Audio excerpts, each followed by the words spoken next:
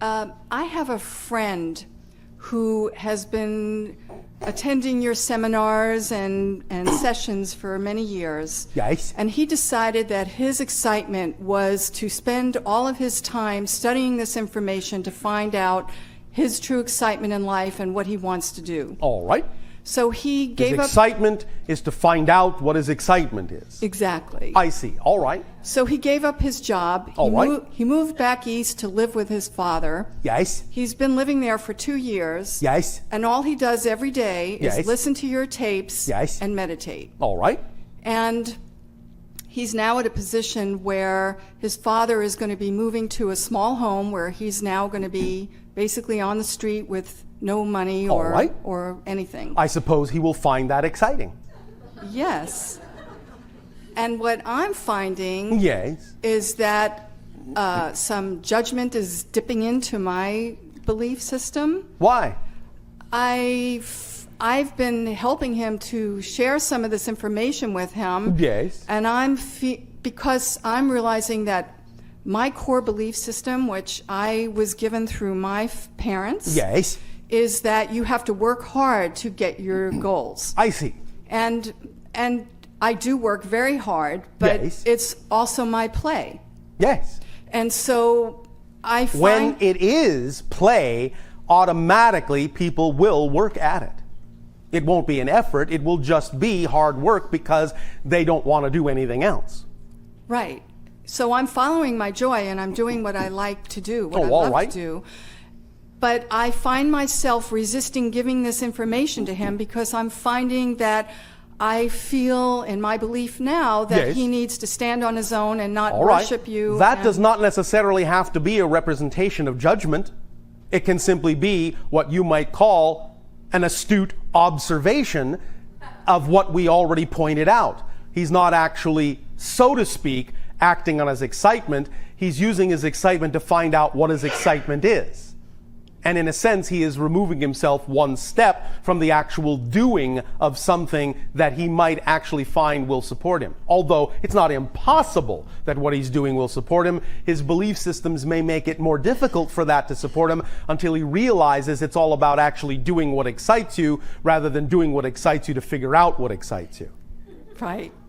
But the idea of no longer feeding him the information might be an astute observation that will give him an opportunity to recognize he needs to move to the next stage and realize he can find his excitement much more easily than he thinks and not spend so much time simply looking for it. Okay. Does that help you? It does. Thank you so much. You are welcome.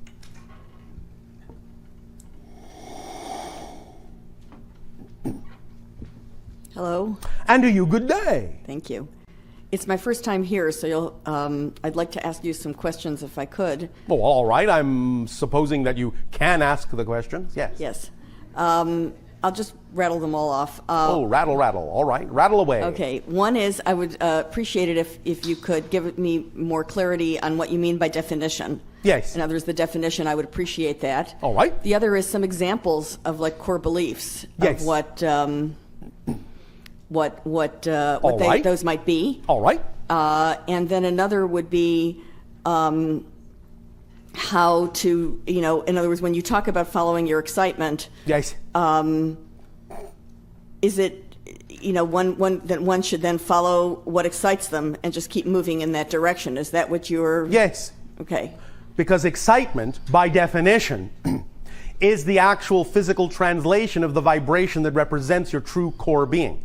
So anything that brings with it the highest level of excitement, love, creativity, passion, is actually the thing to take action on, no matter what it appears to be, no matter in what form it comes, because excitement is the thread that leads you to more of yourself and leads you to all other things that can manifest in your life in an exciting way. So follow that excitement.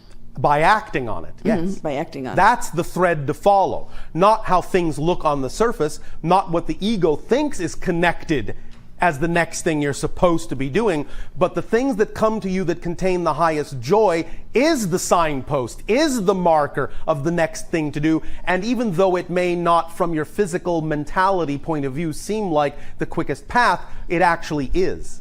Right, so ironically, although the parents in my personal situation did not encourage that at all, they basically said, follow your duty in a sense. Yes. Follow what is expected of you. Yes. As opposed to. Yes. So, okay. Now, sometimes it may dovetail with your excitement, but on your planet very often it doesn't. Correct. All right, so. Now, yeah. the idea of definition is simply that we are talking about ingrained belief and finding out specifically what that belief is, how you have defined your relationship to any given situation. Who you think you are in relation to what's happening in your life is basically what we mean by your definition of yourself in that situation. And the example would simply be that as you experience things, you have either certain kinds of reactions or responses to them emotionally. You follow me? Yes. All right. And those emotional responses are completely derived from your definition of who you are in relation to that thing. So on a very simplistic level, if you are in a situation, you find yourself having what you typically as humans call a negative emotional reaction or experience to it, that's primarily because the definitions you have about yourself are allowing you to color your energy in that way. And those definitions are primarily probably out of alignment with your true being. If you experience a response that is joyful to the situation, or at the very least neutral, then most likely your definitions are in harmony with your true self. Who you define yourself to be in relation to that thing is more aligned, more harmonious. A core definition in a situation can be something along this line. Let us say a person feels that they are having negative emotional experiences with regard to the idea that they are struggling to create what they call abundance in their life, and they find it difficult to do so. The idea may be that when they get down deep into their definitions, they may discover that they have been taught conflicting beliefs. In other words, on one hand, the parents may have said, you will never really be successful unless you are rich. On the other hand, they may also have been taught to believe money is the root of all evil. So, what they grow up with is this conflict, and they make a decision about who they are in relation to that, and all of a sudden it becomes more important to them to define themselves as a good person. But because they wish to define themselves as a good person in context to the belief they've been taught to buy into, they will say, well, the only way I can be a good person and not an evil one is to never be rich. And all this may be going on unconsciously within them, and so they will actually do their very best to keep abundance away in order to, in their definition of themselves, be a good person. But that's only because they're associating it to a definition they've been given that means that having money equals the fact that you're an evil person.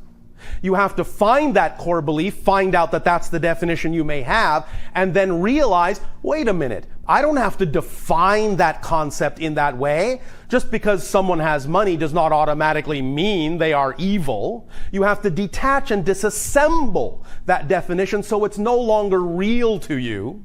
Bring it into consciousness, disassemble it, and then ask yourself, well, what definition would I prefer in its place? I would prefer to believe that I can be rich and be a good person, that those two things are synonymous, not the other thing. You've created a new definition of what is possible, of what is real.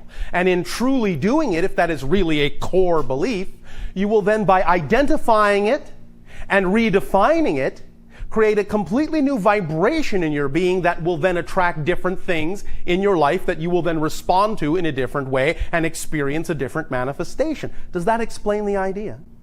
Yes, so when fear comes up, then you look basically at what the fear is expressing as the definition? Exactly, because you see, you are a 100% energy. And fear is a manifestation of your energy. You experience that energy as fear, by knowing that you have, or by understanding that it's only experienced as fear because it's being run through or being flowed through definitions that are out of alignment with your true self. You experience the very same energy as joy when you then run that energy through belief systems and definitions that are in alignment with your true self. Your true self being an aspect of creation who is unconditionally loving and loved.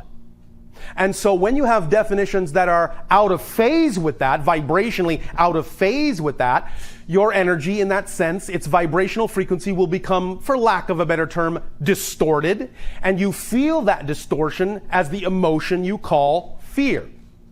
But that's a good thing, because if you do have those distortions, fear is the alarm bell that knocks on your door and wakes you up and says, hey, I'm letting you know in no uncertain terms, because you can't ignore me, that you have a definition that's out of whack, out of alignment with your true self. And so I'm giving you an opportunity to find out what that is, and therefore the fear has served a positive purpose. And using fear that way, redefining fear in a good way, in a positive way, is the first step toward changing definitions all the way down the line. Anything that comes to you is a messenger with information about more of who you are. And if you use every experience that way, by redefining it that way, then you will experience it that way, and it will take you further and deeper into yourself to discover more and more and more of what it is that makes you tick as a personality.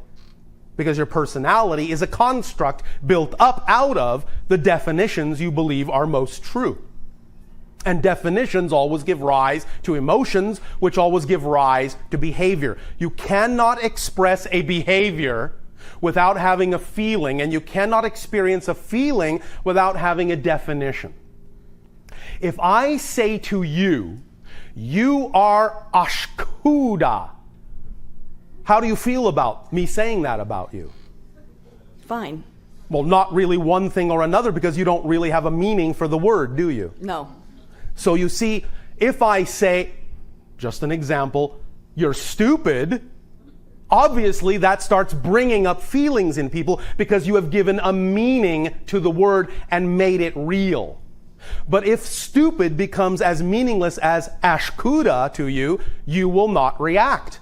You'll remain neutral and realize it's just a definition, and you can choose to give it a positive or negative spin as it relates to yourself, or recognize it has nothing to do with you, and then simply go on your way without having an emotional negative reaction to it. But it's all stemmed from the definition first. Without the definition, there is no feeling. Without that feeling, there is no behavior.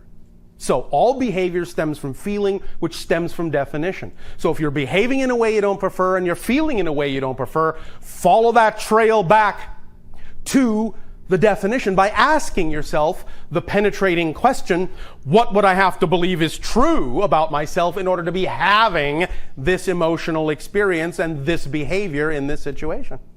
And that will be the first step towards disassembling that definition and digging down deeper to the core, because there may be something else under that that will support that idea. So, going back to the idea of the definition that equated being evil with having money and moving things away from yourself that would cause abundance, there may even be a deeper belief that allows you to perpetuate that allows you to even consider that belief as being real. And the deeper belief may have to do with things like your own sense of self-worth.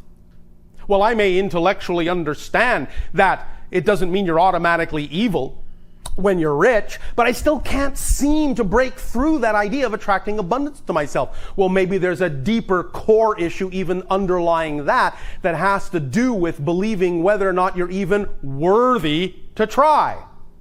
You understand? Mm-hmm. Is this helping clarify the idea? Yes, it's helping to clarify the idea, and then the best way then to handle that is to then look and see what those beliefs are. Well, yes. I mean, the best way is whatever is your way. We are giving you ideas that you can use as tools, but of course your imagination will adapt them. But generally speaking, on a fundamental level, yes, it is important, because you are a physical personality construct, it is important to find out what you're actually made of. in order to adjust the construct that you are, the three-sided construct of definitions, emotions, and behaviors. You have to know what you're made of. So getting in touch with the fundamental definitions is like going back to the blueprint. If the house is leaning sideways and the materials it's made out of are shoddy, go back to the original blueprint and say, well, I can see that there's something here that's off in the blueprint. And that's why the workers brought shoddy materials, and that's why the house is leaning. If I correct the blueprint and say, no, get this material and build it this way, then they will bring in stronger materials and the house will stand straight. You follow me? Yes, and then start acting as if, in other words. Well, of course, because it is. You act as if because it is. And that automatically changes the vibration of your That being. changes the vibration. And then the last step you need to be aware of is to make sure you understand that physical reality is just a mirror, but that it's not always one-to-one, that it's neutral as a set of props. So, in other words, knowing that you're changing your vibrational frequency, knowing that you are changing your reality, does not always mean you will immediately see a change in the circumstance, in the set of props around you, outside of you. The first stage in truly expressing that you know you have changed, acting as if, you say, is to respond differently to the same situation than you did before. By responding differently to the same appearing situation than you did before, that is when you give the situation leave to then be more truly reflective of the change that has happened within you, because now there is conviction in you that you've changed, regardless of what things look like on the outside. You now know that things on the outside are just neutral props, devoid of meaning, no built-in meaning, that you determine the meaning. So even though it may look the same, you're now saying, I am giving it a different definition. I now know it's not an interruption or an obstacle. I now know it's part of my path and it serves me in a positive way. I'm redefining it. And by responding differently to it, then it has the best opportunity to actually change the outside reflection. But the first step is not the outside changing. The first step is knowing and behaving as if you truly are different in relation to what's going on outside. So because there really is no outside. To change for change itself rather than for outcome. Yes, exactly. When you change for change itself, the paradox is you change the outcome. When you change for the outcome, you've never really changed. Thank you. Does that help? Yes. Thank you. Question. That's all And there right. was a- I haven't answered yours. That's true. I know my passion, And that would be? music, All right. but I have a difficult. All right, now one moment before you go on. Okay. Remember also that we talk about the idea of following your passion, following your excitement, and also in this context today, the passion, the desire we're talking about is also for changing core belief. You follow me? Mm-hmm. All right, continue. Well, the core belief I want to change is I've been a healer for 15 years, and All right. I'm angry. You're angry, an angry healer. That's right, Bashar. I'm feeling All that right. anger.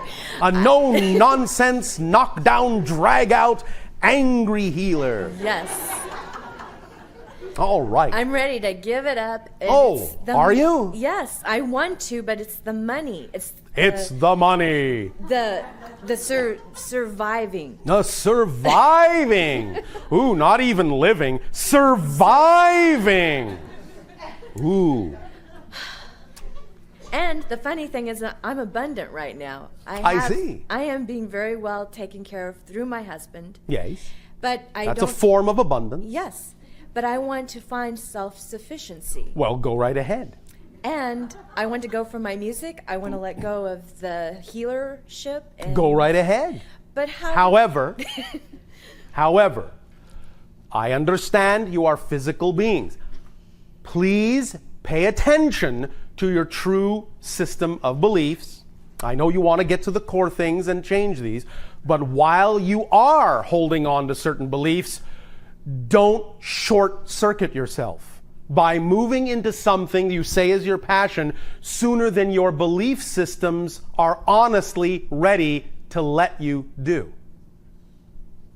Otherwise, you will just wind up jumping off a cliff and suddenly being surprised that you can't fly. As long as you still hold on to the belief that you will not fly, it would be wise not to jump off the cliff. Or at least start climbing down the cliff. As long as you believe your belief systems can support you that far, you can start some level of your passion, but respect where your beliefs actually are, and that simply takes honest self-assessment to find out what those definitions are so that you're not fooling yourself into thinking you're truly ready to live your passion when you yourself have contrary beliefs about that. So it's all right to take your time, is all we are saying, as long as you respect where you're truly at with it. Now, if you really feel that you can take a bigger leap than you have before, then by all means take whatever leap you are comfortable with, but make sure it's simply as much as you possibly can do in the direction of your passion while respecting where you're really at. I'm not saying be hesitant.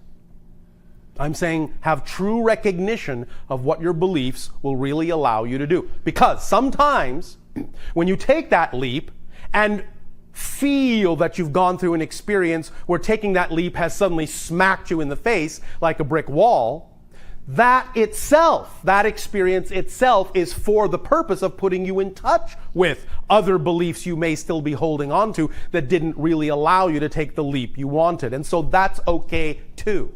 You follow me? Mm-hmm. Yes. Just use the experience that way and you will be using it, let's say, appropriately.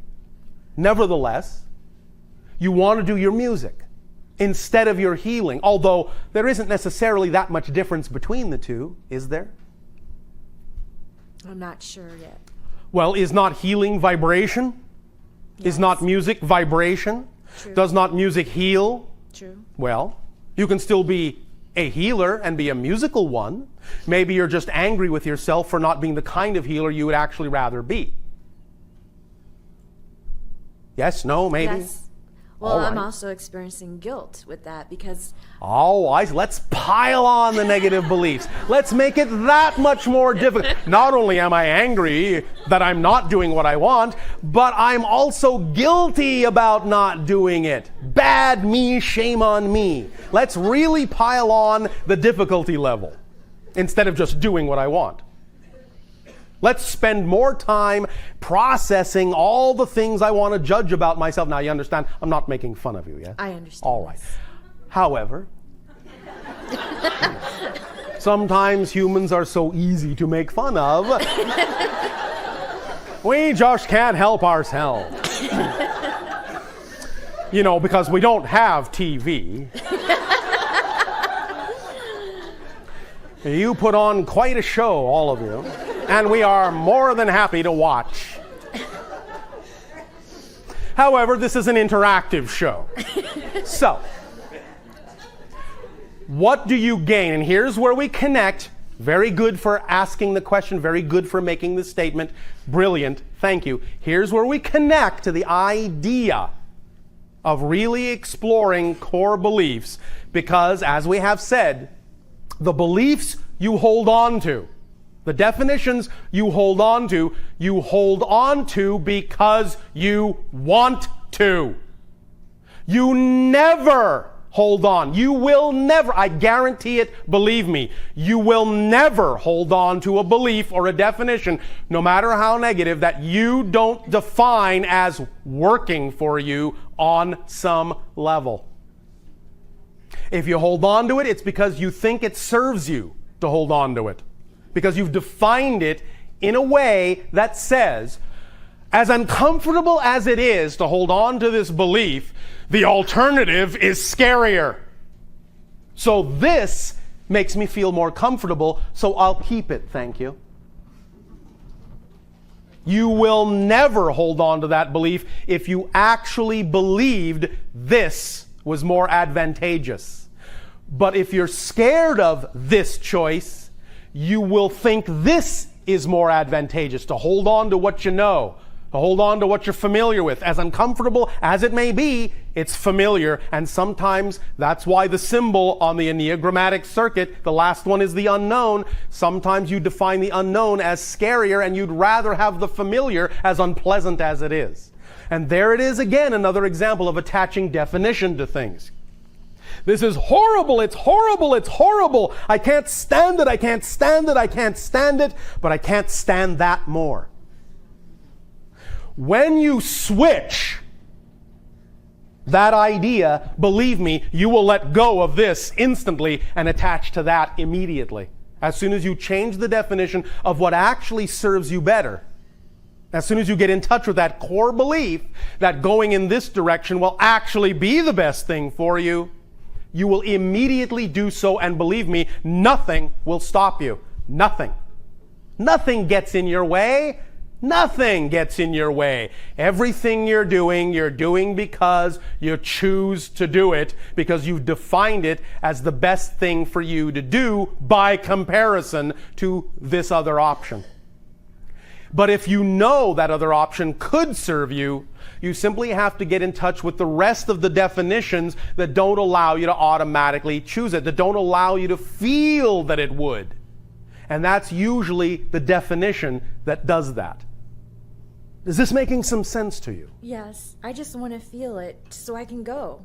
All right. Well, as you say, first of all, you're angry about doing something that's not really who you are. All right, that's fine. Natural anger, shall we call it alignment, energy alignment, that's what it's doing. It's aligning you with your truth. Natural anger lasts about, 15 seconds. Anything beyond that is judgment. You understand? Yes. Natural anger is energy alignment. It's the recognition that a thing is not you by comparison. And you go, oh, no, not me. That's not who I am. But that's all anger actually is. If it lasts longer than that, that's where these other definitions of judgment come in. Oh, guilty for not choosing this sooner. Now I'm really angry.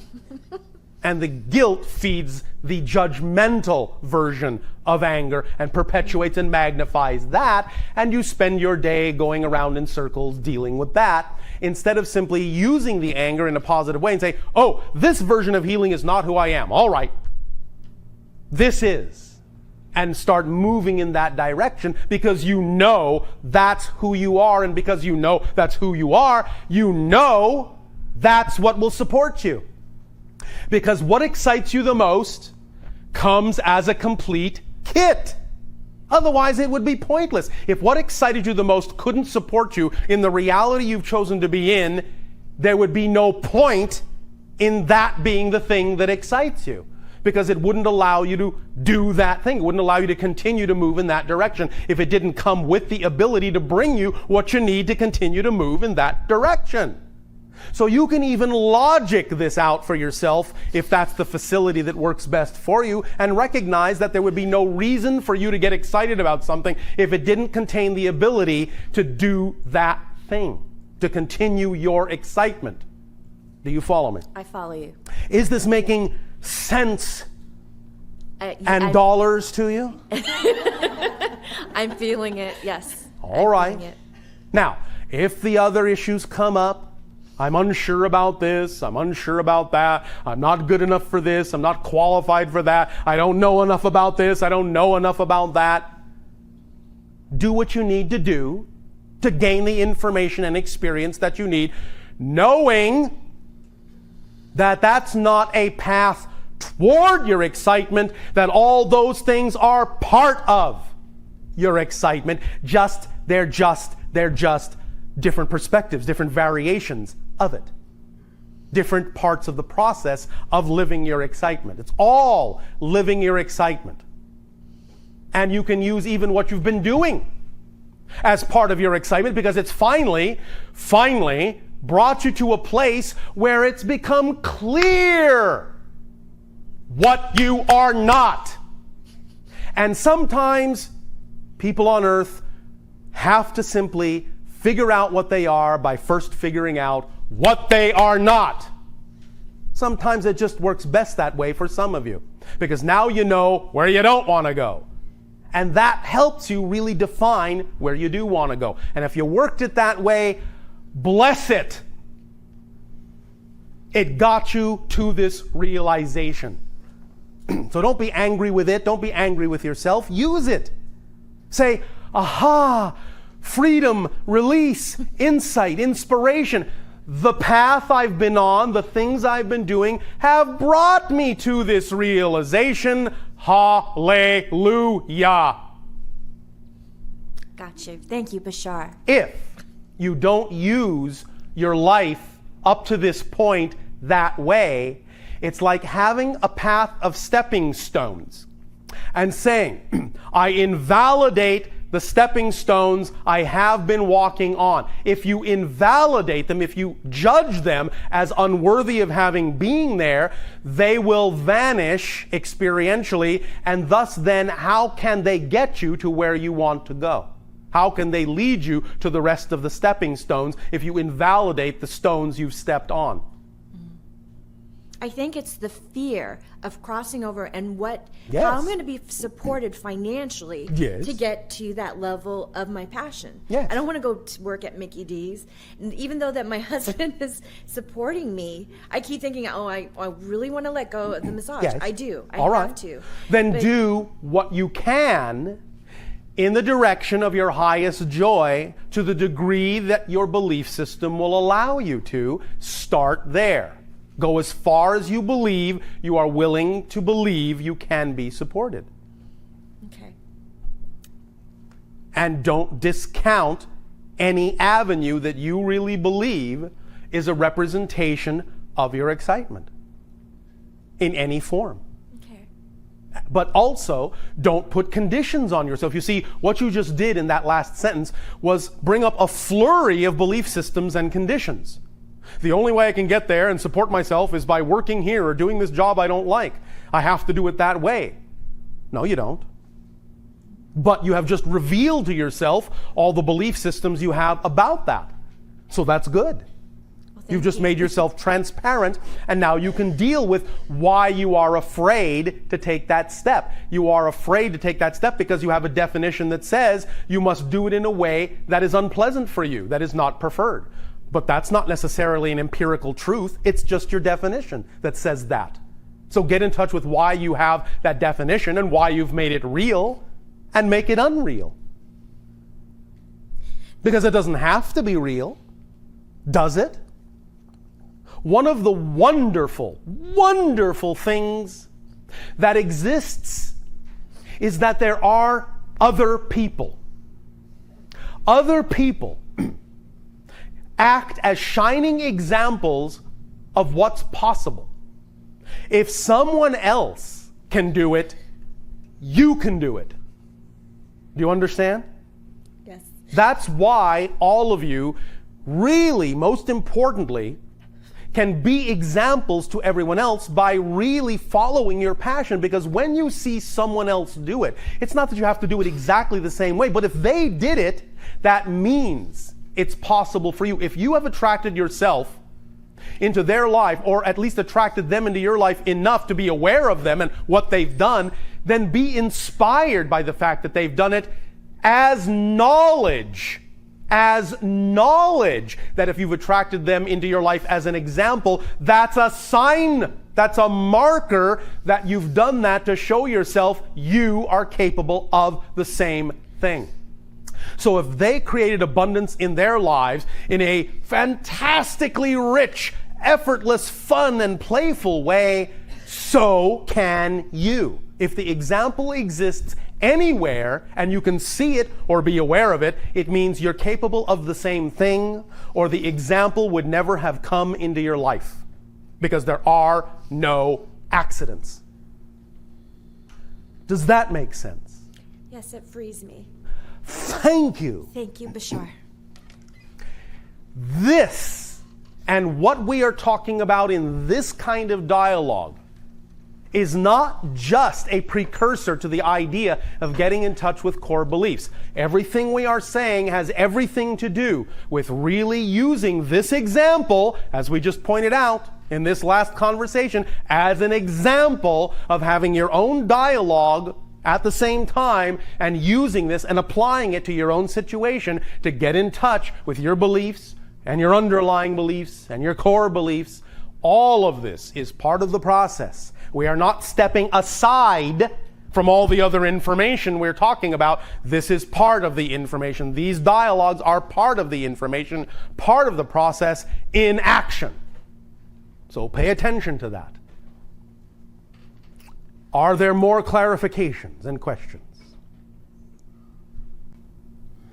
Hello, dear Bashar. And to you, good day. I'm just step on the path when I trying to explore who I am and why I'm here. Yes. And it brings also tremendous responsibilities because Oh, it's no... stop. Before you go on, are you defining the term responsibility in a positive or negative way? Positive. All right.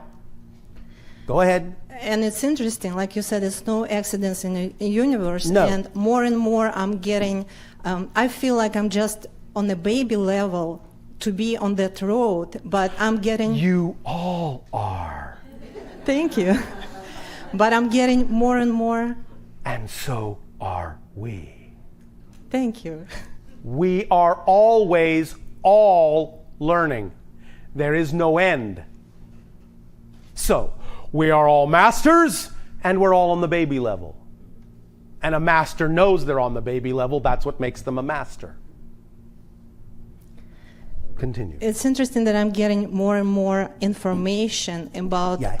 stuff what even hard to comprehend by human mind, but it's very exciting and very interesting about the answer to question why I'm here. Yes. And I would like you, would you please scan my energy and maybe ask the guys on the other side The guys?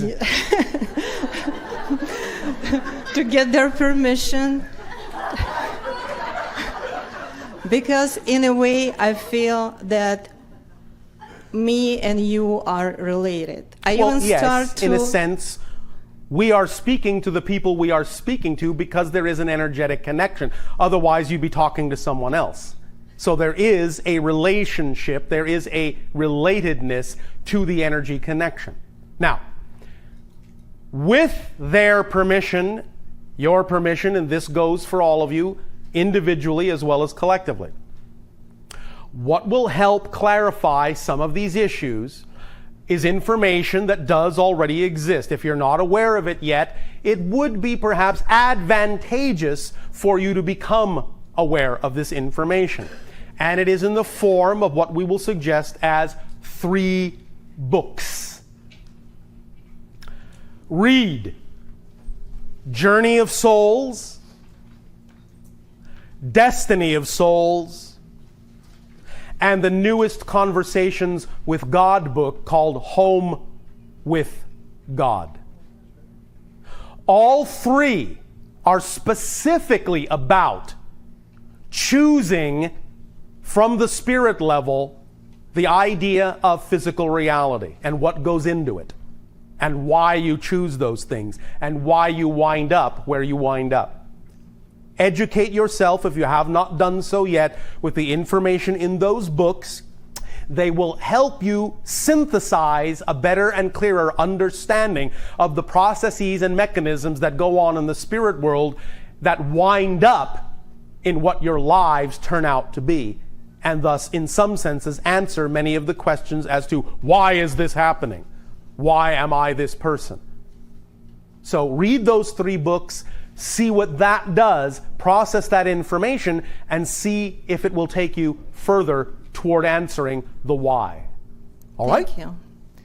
Thank you. Oh, one moment. One moment. Are you specifically or strongly attracted to the color lavender or the Yes. flower? Yes. All right. This is, again, coming from your guides, as a very good focusing element for you. It puts you, in a sense, helps you put yourself in the proper vibrational state to best absorb this kind of information. All right? Thank you. Thank you. I also have a question, more specific question. Yes. Is one of my guide extraterrestrial? Yes. Can you name No. him? Okay, thank you. My other question, and this was piquing my curiosity recently, it's about, and you brought it many times and even today, that it's no such thing as a past life, reincarnation. All lives are going on simultaneously. Yes, you can experience it as a past life, but they don't really exist in the past because there's no such thing. Everything exists now. Yes, but my question is, can I change my frequency to experience those lives and then change my frequency to the present frequency? And Yes. is it any effects of those parallel lives on a current frequency life? Yes, of course. They're all interconnected. There is constant communication and bleed through of information and experiences crossing all those lives. Constantly. You may not always know where it comes from, where an inspiration suddenly comes from, but it might be coming from an experience in another parallel life that you know you can use in this life, and so you simply make a connection, download the information, and use it without necessarily having to know it's coming in that sense from another life. You understand? Yes, but how I can achieve that? I was You don't necessarily always want to know where it's coming from, because that might slow down your ability to actually use that information in this life. When you need to know where it comes from, you will. All right. You can be open to exploring that idea, and when and where it's important for you to know that it's part and parcel of another life experience your oversoul may be having, then you'll know. But if you don't know, it's not always important for you to know, because it may not be part of your experience here to know specifically where that information comes from, because you need to use it in this life in the way you need to use it, not in the way that version of you needed to use it. Make sense? Yes. But if it excites you to explore that idea, see where your excitement takes you without expectation. Because remember, you're choosing to live this life, Yes. not become the other lives. Although you can connect to them, just use your imagination. The lavender may help with that as well.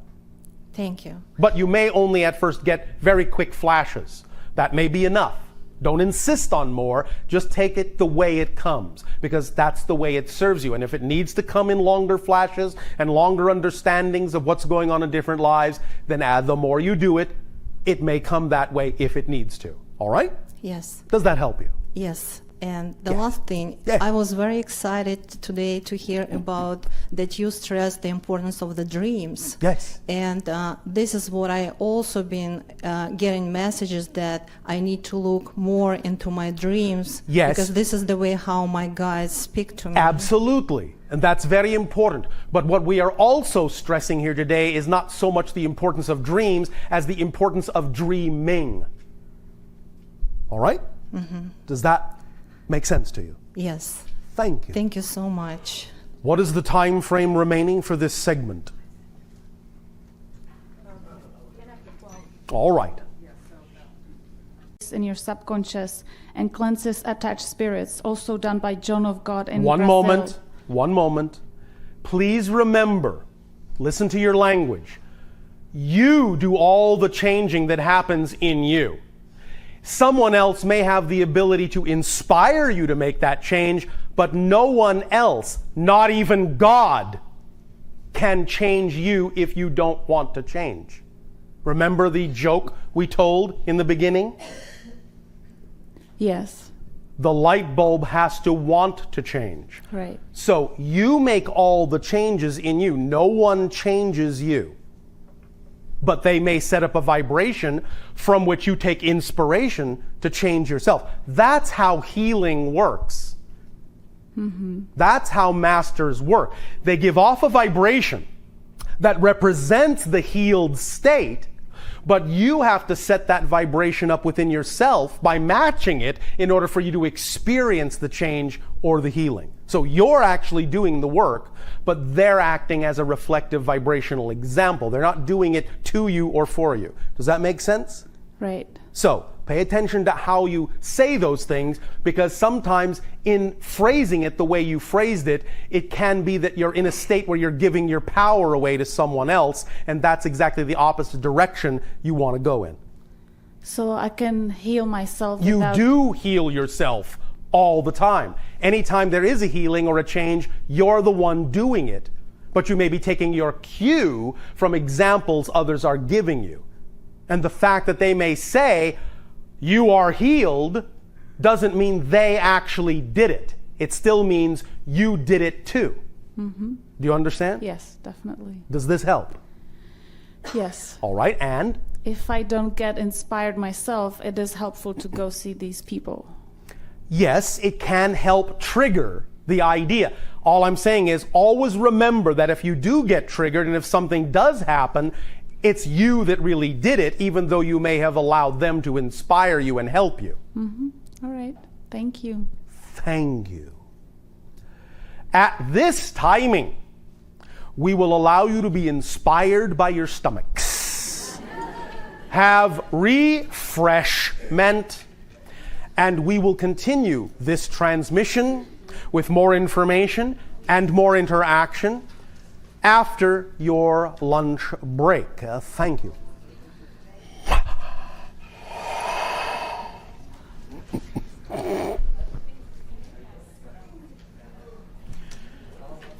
How's it going?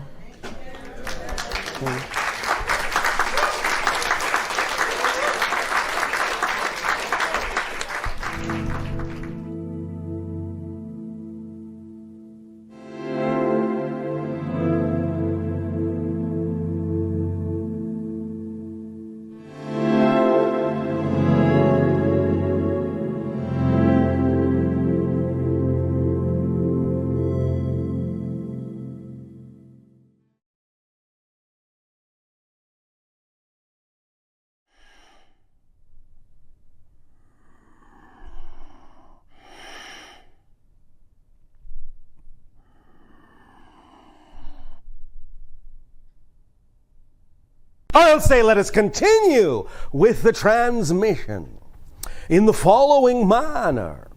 All of you become as comfortable as you can.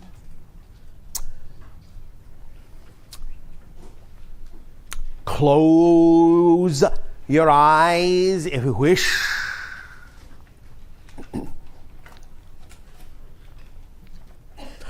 When you are feeling comfortable in your position, take a deep breath in and let it out. Take another deep breath in, slowly, let it out. And one more time, take a deep breath in and let it out.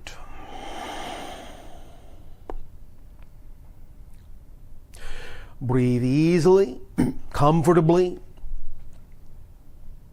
in a relaxed manner. Let your body relax. Let your feet relax, your legs relax, your hips relax, your torso relax, shoulders relax, hands, arms relax. Neck, muscles, relax. Face, muscles, relax. Scalp, muscles, relax. Loosen your jaw muscle. Just breathe. Just feel yourself floating along. And now, if you will, imagine that you are on the surface of the ocean and you are in a kind of deep diving vessel. It is not claustrophobic. It is of your own design. It is as spacious as you want it to be, or as intimate as you want it to be, made out of whatever you want it to be made out of. If it is transparent, that is fine. If it is not transparent, allow it to at least have a viewing window through which you can look. And by whatever means you may imagine, pragmatic or miraculous, you have no problem breathing inside this deep diving vessel. The air is fresh and comfortable. Temperature is comfortable. The way you are either lying down, sitting, or standing in it is comfortable. It is almost like an extension of you, of your body. And as you bob up and down in the waves on the surface, you look out and you see beautiful sun-dappled surface of the ocean with 1,000 little glints of light. And it stretches far, far off into the horizon. Now and then, perhaps, either a fish or a dolphin may poke its head up, cause a little splash to occur with its tail, just enough to let you know that there's activity below the surface. And as beautiful as the surface may be, and the sky above, and the clouds, and whatever land there may be in sight, and as beautiful as the color of the surface may be, and the day and the wind may be, the splashing has gotten your curiosity. And you decide that you will just take a little dive down a little ways just to see what's going on down there below the surface. And so you allow your mind to control in whatever way you wish, either by creating your levers or buttons in front of you, or just with mind control. You allow yourself to just sink below the surface a little bit. It is still brightly lit below the surface by the sun. And you can begin to see that there is life here. A few little beautiful, colorful fishes swimming around. Some very interesting ones of different sizes and shapes swimming around, looking back at you with equal curiosity. And you see below that the color of the ocean shifts to a deeper blue. And you decide that you're curious enough to see what's down there too. And so you allow yourself to descend a little bit further, just a little bit, into a beautiful deep blue, level layer of the ocean. And you see that there are different kinds of animals and fish down at this level, doing slightly different things, moving in slightly different ways, and you begin to get a sense of the different layers and levels of community and communication that exist within the ocean. And you look down and see that it is deeper blue still below you. And with your curiosity heightened, you decide you will really explore a little bit further, and you allow the deep diving vessel to sink and descend a little bit more into the deeper layers of the blue. Deep blue, not quite indigo. And you begin to see again different forms of life. Some of them may seem a little strange. Some of them may even seem a little bit scary, but that's all right. You're perfectly safe, comfortable, at ease in your deep diving vessel made of impenetrable material. But you have a perfect window on this strange, mysterious world at this level of the sea. And you see below you that it becomes darker still, and you move down through the layers into a deep indigo all around you, maybe even with just the slightest tinge of violet to it. There is still some sunlight reaching, but it is faint.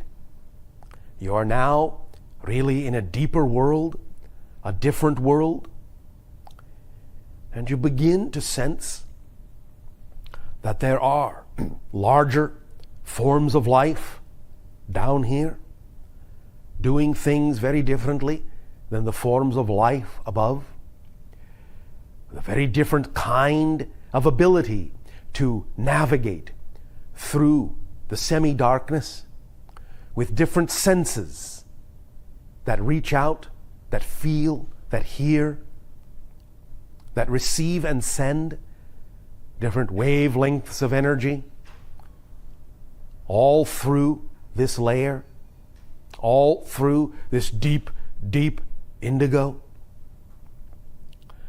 And you look and you see that there is a darker layer yet below you.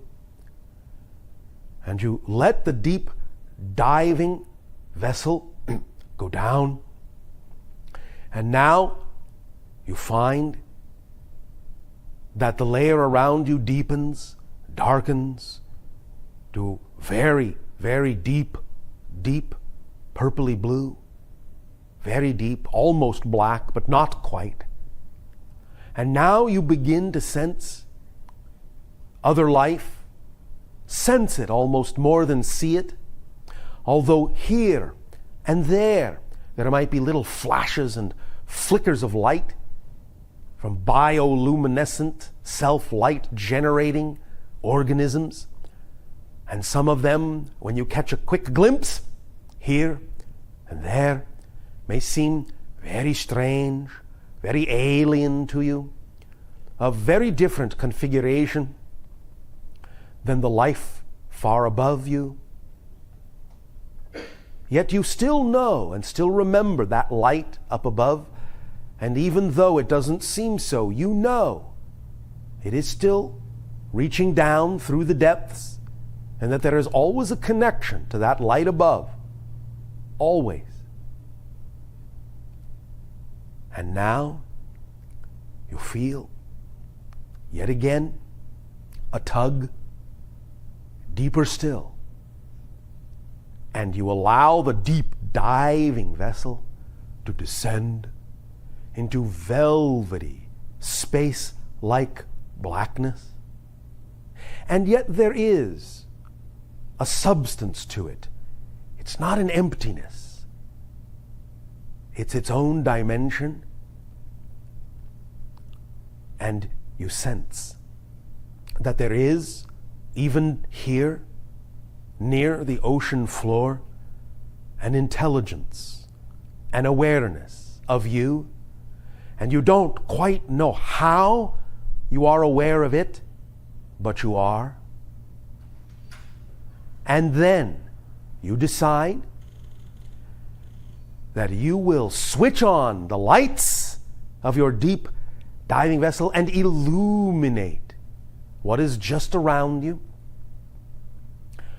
And in and out of those lights, you see life forms gliding, sliding past, strange, mysterious, never revealing exactly all of their shape and size, but just a fin, just a tail, just a scale, just a hint. Here an eye.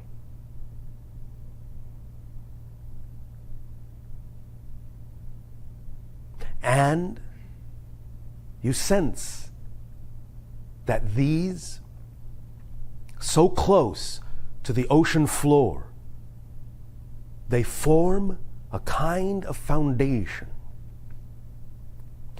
Everything from all the upper layers,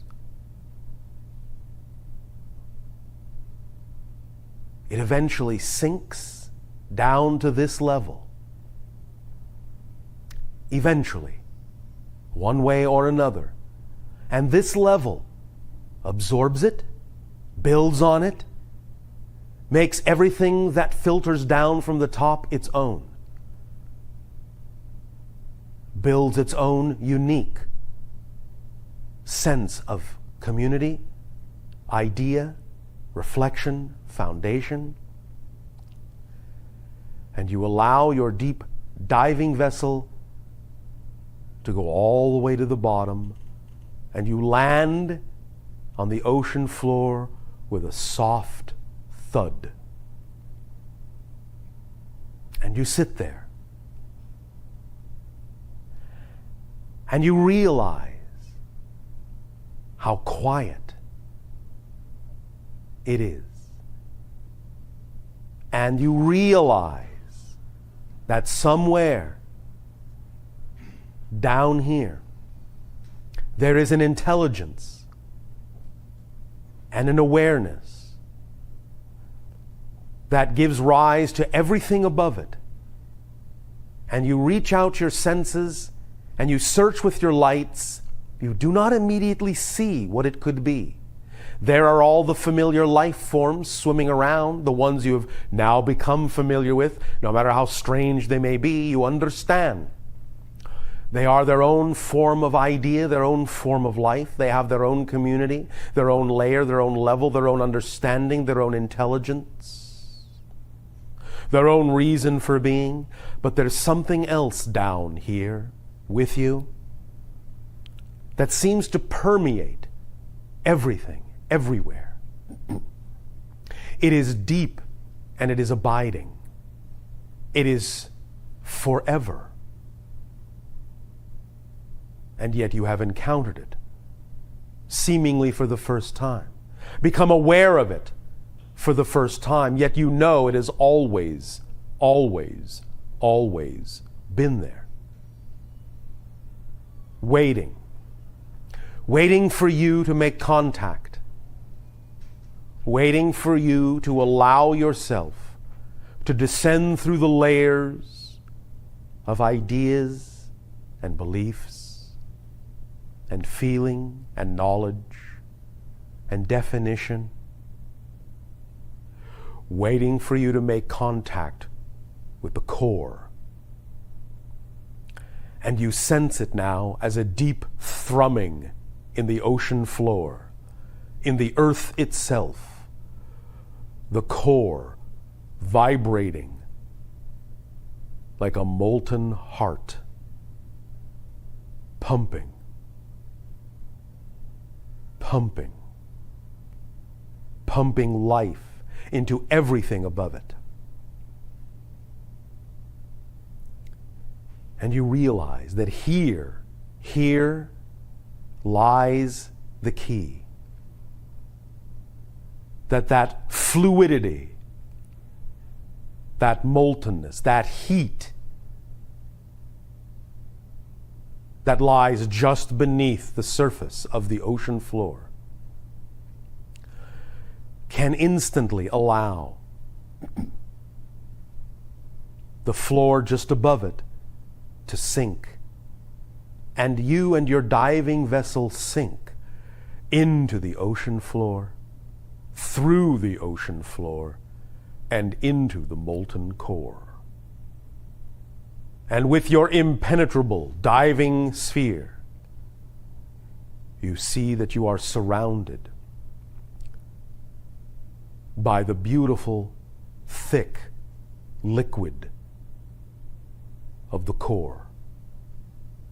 You are in the crucible, the forge, from which ideas and beliefs and definitions and feelings and thoughts are formed. but you are in the raw state before it is crystallized into anything that is recognizable as a form, as a life, as an idea. Here in the core is the beginning of all things that you know as the life above. And you realize that it all comes down to this, that all the things above come from the same place, come from the one core. And as you have this thought, suddenly, this thought, this feeling, this idea puts you in touch that it's so quiet here in the core that you can actually hear your heartbeat. And you realize that your heart is beating at exactly the same rhythm as the core is pulsing around you. And as you imagine, and as you hear, and as you feel this heartbeat, you remember that with every beat of your heart, it sends out an electromagnetic pulse at the speed of light. And it goes through what you thought was the impenetrable skin of your diving vessel. Your diving vessel is transparent to this vibration. And the vibrational beat of your heart causes a stir, a vibration in the core fluid around you. And a pulse comes back in answer to your heartbeat. And the two heartbeats begin to communicate, begin to talk, begin to understand each other, begin to know each other, begin to become each other. And you realize, as the feedback from your heart reaches you from the outside, passing again through the impenetrable skin of your diving vessel and coming back to you, that the very thought that you send out comes back changed, different. You have changed the world around you. Curious to see what this change has wrought, you allow your diving vessel to begin to ascend up through the molten core, up through the dividing line between the hot and the cold ocean floor. And it solidifies around you and under your diving vessel. And somehow, there's a difference. The forms of life around you in the deep are not quite the same. The flashes of light are not quite the same pattern. Something has changed. Something is different. Something is new. And you rise up through the layers, through the deepest blue, into the lighter blue, the lighter blue, the lighter blue, all the way up until you are once again breaching and bobbing, splashing on the surface, and looking at the horizon, looking at the ocean stretch out all around you